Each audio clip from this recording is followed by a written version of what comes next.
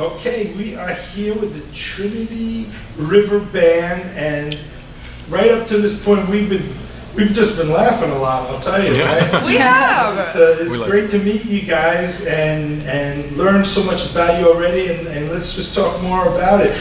You guys are a family band, and tell me, how did it start? Day one. Who decided? How did you guys become a band? Oh man. Well, it wasn't really any one decision. Like, hey, let's play instruments, and hey, let's form a band, family, and let's do this for a living. No. It didn't really happen like that. It was a total step by step kind of thing. Yes, opening opportunities and opening of the doors, and just walking through one right after the other, and here we are about 10 years later. And it doesn't seem like it's been that long. Well, what happened 10 years ago when you made the decision?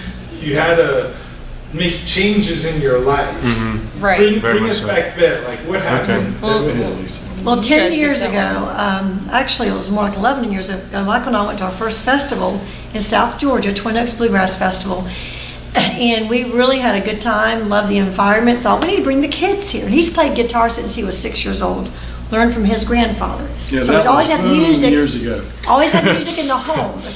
And around that same year, 2005, Sarah came to her dad and wanted to learn how to play the guitar. She always loved to sing. So Michael started teaching her, didn't expect her to really take on the responsibility to practice and learn, but she did. Went to that festival that year in 2005. Joshua heard a banjo for the first time. Caught banjo fever. Literally, Mom want a banjo, Dad want a banjo, every day. Wouldn't leave him alone. So Christmas that year, 2005, we bought him a banjo. Michael surprised me, bought me a mandolin. I just was percussion on it. We kind of started doing some local community things for our church. Had no dream or no plan of having a full-time, nationally touring acoustic roots bluegrass gospel band, but we travel all over now. And our little girl Brianna, she's not little. Yeah, little girl. She's young. Always be a little girl to you. She started learning. She wanted to learn the fiddle. She watched her dad picking up the fiddle. So she she wanted to learn the was fiddle. 6 when she started playing. So that's been 8 years ago now. Right. And so she's really added a lot. Yeah, been full time in the band for 3 years, and just really added so much. Yeah, and you have a big hit out now. Oh man. Tell us about that. Well, that song is Comeback Train that you're talking about. It was written by Jerry Salley, fantastic songwriter, and Cassidy Lynn Alexander. And we ran into Jerry and his wife Erin at Spigma in Nashville this past February. And we were talking to them because we were still getting songs for the new album, which the new album is Things We Do for Dreams. But we were still getting songs for that, and we were talking to Jerry, and he told us, I just finished this song. Don't even have a demo of it yet. So what he did is we got back home, and he made a work tape of it, just him and his guitar singing and playing it, and sent us that. And we were all like, we got to do that song, guys. We're going to do that song. We needed something driving and fast. So we got that recorded, and we just released that as the first single off the album, and it's been in the top 20 as of right now. At the time of this interview, it's been 13 weeks in the top 20. Yeah. And hit number one a few weeks back, and it's number 3 this week at IBMA. So what were you guys doing when you heard all of a sudden it hit the top 20? Oh man, we were excited. Like were you just driving down the road and you got a phone call, or? No, we were out west somewhere. We were somewhere out west. Yeah. Because we released Things We Do for Dreams, the new album, July 1st. The same day I got engaged too. That was actually the big news I didn't know about. But that was the same day. That happened the same day that we released our album. So and it's only been out for everybody. Yeah, get a good angle of that. He's a musician, folks. No worries. Scott, you might want to zoom in on that one. No. So we released our album July 1st. The same. That's enough of that. Okay. I'm done. Seriously, I'm done. And so it was just a few weeks later, Comeback Train, it hit the charts, and we were excited. I think we were just going down the road, right? Actually, we figured out just the other day that that's not true. We had, released as is the common practice, we had released the album to DJs before it was released for sale. It was released for sale about the 1st of July, but on July 8th, was the first day it made the charts. I think it Number debuted 9? at number 9. I think so, yes. We hit top 10 top 10 that day. really And we were quickly. out west and everything just, we love the country out there anyway. We got that news. We're like, this is so cool. Awesome. Oh, yeah. We were somewhere in Montana or Idaho. In God's, Now, are you in on God's the road? country. Are you on the road constantly? Pretty much constantly. We were on a tour this summer that kept us out of Florida for 3 solid months. Wow. We So that weren't was even pretty back constant. to the state, much less home. And we pretty much tour all year long. It slows down like it does for everyone in the months of December and January. But that actually works out pretty well because my mother, who is off camera right now, has actually formed Orange Blossom Records over 2 years ago. That's our record label, and we've got some other artists on that now too. And we just built a studio, which Josh actually designed. Yeah. We built that early in the very beginning of this year, and the day after we had it completed, the last nail driven, and the paint good and dry, we were in it the next day recording Things We Do for Dreams. Yeah, starting that album. But typically, those months are slower, and that's when our activity with the record label, our activity with studio work, usually we cut an album in the wintertime. So we're home more often then, but we still play all Very year long. extensive. We still This tour is our very full-time. extensively. This is what we do full-time. This is our job. What is the songwriting process? Like, does one person write the song, and then from day one when you have it, how much of it is changed as you guys are all getting together and putting the pieces together? Well, that's a good question. for you. It is. Well, Dad and I do, I guess, I wrote 3 songs on this new album, which I didn't really plan on doing, so usually Dad brings a lot of those to the table, but we're blessed to have so many incredible songwriting Oh my goodness, friends. Like, We're seriously, people like Larry Cordell, Carl Jackson, Josh Jerry already Salley, mentioned Jerry Salley, Irene Mark Brinkman, Kelly, Becky Buller, Becky Irene Buller. Kelly, Kim Fox, goes Brandon on and on. Rickman, Yeah, Brandon the Rickman, list right. goes Joey on. Scott. Joey Scott. When you're in the studio then and you're putting it all together, how does that go? Well, how we normally do it, like whenever we're writing, doing original stuff like Sarah's songs, she'll have the melody and the lyrics and the chord progression and everything down. We bring it all together as the band, and we start really making arrangement, decisions and everything. Everybody has input there a lot. And sometimes if like there's some maybe some words that could be smoother elsewhere, we'll make suggestions like that too. But generally, we come together as the band and do arrangements, and that's where you get the final product kind of thing. So you have just the hunk of metal and all the contents there, and you just gotta hammer it out, smooth it out, and make it the pretty arrangement. shiny. And, The shiny, and polished I guess the arrangement. most important thing to make it us, Yeah, true. to make it Trinity River Band. Everybody has input on that. Yeah, So. for it to stamp, and we have so many people. They talk about our family, and I guess we try to make it as obvious as possible, just the love we have for each other, and the love for what we do. So our faith in our family comes out in the songs and our performance and the smiles on our faces, and We you try to do happy can't music. not love playing music. How Right. can you play bluegrass or any kind of music and be sad? Especially with Well, people that Steve you Martin love. said that a long time ago. He said he just kind of restricted it to the banjo. You can't be unhappy when you're playing the banjo if it's a horrible True. song. No. That's true. But playing this type of music, it's hard to be unhappy. But we particularly like to match the lyrics as much as we can with the music. We want it to be positive. The world's negative enough. Sure. We want to be Absolutely. positive. We want to be That's why people love loving it. and kind and friendly and that's- humble and So and, when you and I actually am very humble. Yes. He's very very humble. proud I'm to be proud of humble. Yeah, he's proud of that. So how do you handle it when a rough day then? You're with the family. I was joking around. I asked earlier, I didn't see any scars or anything. Well, Yeah. we're just going to be totally honest. Oh, yeah, totally with the audience, and the truth is, the worst one amongst us is Brianna. You know, she Yeah, actually, This one she right looks sweet, but she here. actually cusses like a sailor. Yeah. Oh my gosh, she does not. I'm gonna have to edit. Angel. She's Yeah. an angel. You're gonna have to edit that out. And I'm sitting here trembling because she scares me so bad. Kidding. For heaven's sake, she knows she's my sunshine. Yeah, no. We have one way that we function. We have only one way, and that is that God is the center of our life. If He was not, if we didn't all know the Lord, if we didn't know Jesus Christ, and we weren't all seeking God, it would be impossible to travel in a 40-foot tin can It'd fall apart. all over the country all the time. You know, There would we be try scars to- otherwise. And the truth is that we don't just say that. And I think now we have a track record of years of people seeing us live more than one time, repeatedly. We try to be the same people wherever we are. And the point is that it's the truth with us. We believe what we're saying. Now, when you go to the festivals or the shows, and there's got, aside from, okay, you guys get along great, but I'm sure there are stumbling blocks that Oh, you yeah. have to Yes. deal Oh, yeah. with. Do you travel with someone who looks after all that for you, or is that?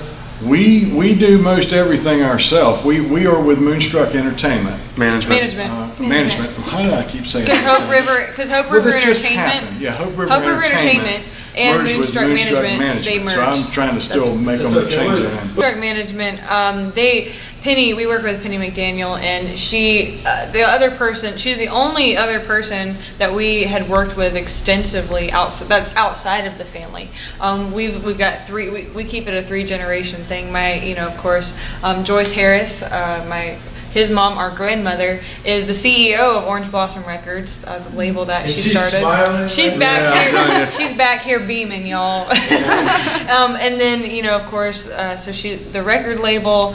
We've done a lot of the stuff ourselves up till now, till Penny, till they merged, and she's been doing publicity and things like that for us. But now they're Yeah, doing starting to some do some booking more as booking, well. too. So that's it makes what we do a little bit easier because it's just another team. another something that they're taking off of our backs to have to worry about and do But so much. I think you were kind of talking as well, maybe about like the inevitable scuffles that we might have as a family. Is that correct? We Or just bands, how we. anybody. As a band, but as a family that travels around and plays music and everything. We're a family too. We're a family first, and we do get into our little disagreements every once in a while. But we try to do, like Dad was saying, putting God first and foremost. We get things out and we deal with them in a loving manner because we love each other always. And we just get it out instead of letting it just build and fester. inside each Communication of us. is Yeah, the it's key, all about because a lot of times communication and everything, too. miscommunication, but you just, he is one that definitely, something bothering you, let's get it out. Yeah. Let's get it on the table, let's work through it. And you've got to get that because otherwise it can fester. Well, that's what So- makes it different, though. As a band, there's other bands. They were giving courses here, or seminars, on how to build a band. And by having a family as you guys, it's very unique, and you're lucky because you don't have the power plays that other bands might have. True. This is true. I can imagine how in many ways it must be harder to not be all in one family. Yeah. To be in a Absolutely, band together. People that you don't, because when you're a family, you're gonna love each other even though no matter what, and you're confident that, like, I know my parents and my grandmother, they're not, and my siblings, they're not ever gonna quit loving me. And so whatever discussion or disagreement or argument or scuffle, whatever you want to call it, after it's over, we're still a family. We still like each Sure. other. We still like each other. Yeah, That's as well the as love key. each other. Yeah. But when you're, I don't know. I don't really. I've never, I guess, really been brave enough to ask that question to Yeah. other bands before, other friends of mine and stuff. But because it happens, Right. it happens, and you have It's disagreements. life. Any funny, interesting things that happen on the road or on the stage? Yes, I have something that Definitely. comes to mind All the right away. time. Immediately? We have funny stuff. I have something that comes to mind immediately. We were traveling recently. Our bus broke down in Kentucky, and we had to rent a car to drive to Minnesota and come back to get the bus and everything before we headed home. This was past summer, and we were in the car driving all together. And they had those big windmill farms. Oh, God. In places. Yes. It's coming. It just hit her when I was talking about it. Did I go on my face? No. Sit down, you gotta stay here. They're gonna make fun of me. You gotta accept it, it's a roasting, Okay. Go ahead. But no, okay. So we were driving through, I think, southern Wisconsin or northern Indiana, one of the two, or Illinois maybe. And I was sitting in the back seat with Mom and Brianna, and Grandma wasn't with us on this trip. It was just the 5 of us. And she looked. She was like, "Josh, how much do you think those big windmills cost to build and to put out there and everything?" And I was like, "Oh, I don't know, Mom." Wait a minute. And anyone who doesn't live out where there are windmill farms, these They're things are Huge. a couple of hundred feet. 50 stories high. They're humongous. One blade, they have 3 blades on them. One blade is an extremely long semi truck. Well, far away they look smaller than that. But we know better. Anyway, So I'm trying to think. she's like, I'm "Josh, trying how to much do you think of those things cost to build and to maintain and everything?" I was like, "Oh, No, I gosh, just Mom." said build. I didn't say maintain. Yeah, build. How much they cost to Build. build? Okay. And I said, I don't know, Mom. Off the top of my head, I would guess at least $750,000, $1 million at least. And she's like, "No way. That many? No way. That much for one of them?" And I was like, "Yeah, Mom. What were you thinking?" And she was like, "I was thinking like, $1,000." I think it's cement and metal. I think there's any that's Just like like- really ridiculous. And I We're was, having the first fight right now. That was not my strongest moment. That's not all. though. Wait, So, Josh, okay. Josh and Mom. and I just started. I was like $1,000, and I wasn't saying it very loud. And I think. Dad started to say, "What are y'all talking about?" What are y'all talking about? Because we were laughing a little bit, and Mom's like, "Michael, what do you think? How much do you think one of those windmill things might cost?"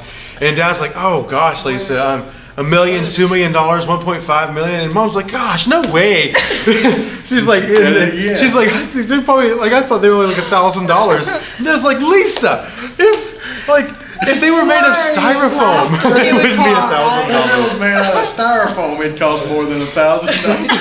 So we Googled it. We Googled it. Googled Yeah, it. she had me look it up. Really I was looked it like, "Yep, $1.7 million to $2 million, Mom." And you know what? I'm gonna defend her a little bit because we were pretty tired and loopy. That's true. That's We were right. tired. That's So right. you're and this is you're here for IBMA week, and that's kind of how it is. I've been mostly awake. People joke about that. exactly. But they continue, Scott, because something would happen. How much is it? Oh, probably about $1,000. Yeah. They use that all at How much once. do you think it costs to put on the street fair at IBMA? About About $1,000 probably. I think I see the next cover of the CD picture of a windmill. Windmill. Yeah, exactly. We'll hide it somewhere. Hide Like hide a a hidden windmill. Mickey in Disney or something. Yeah, Have a we We hidden love to windmill. laugh. So I that's, see. that's what Yes, helps we us do. to get through. There's Infectious. A lot of laughter. there's so many more stories, but Right. there's only so much time. So too. So you have a new CD coming out? Yes, we do. We Actually, have- we just released it Things in we the do beginning for of July. dreams. Why don't The let things we Brianna do tell for about dreams. it? Yeah, Brianna, tell us She about hasn't it. talked, she does talk. She talks a lot. Tell us about the new CD. Tell us. Okay, well, like we were talking about earlier, we have a lot of great songwriters on the album, including my sister. So, so she's on there, and we have a lot of other great ones. Like Jerry Sally wrote "Comeback Train" with Cassie Cassie Lynn. Cassie Lynn, and then we have Joey Scott for "The Mirror," which is what I sang, and then just tons of other songwriters. And it came out early July, and I guess we're just really proud of it. I guess we're kind of biased because whenever people come up to our table, they're like, "So which album would you recommend?" And I always recommend the newest album because, well, being biased, this is my favorite. So, That's great. and I Title think cut.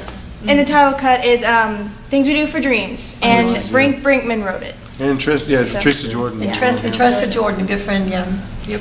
I bet when those fans come by, you just have a blast, a great relationship with all your fans. Yes. We yeah, love just- our fans. I They make think- us We feel wouldn't so be special. I think bluegrass, in this community, in this specific to this genre, the people that you meet, and you made mention of this earlier too, just how you can meet people and you feel like they're your next door neighbor, or you've known them before. It's just you just kind of have like these deja vu moments.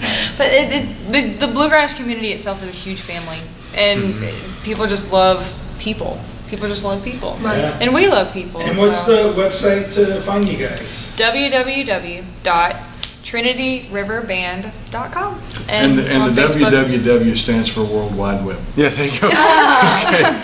And is, Just in I was case. around at the beginning of the internet. Yes.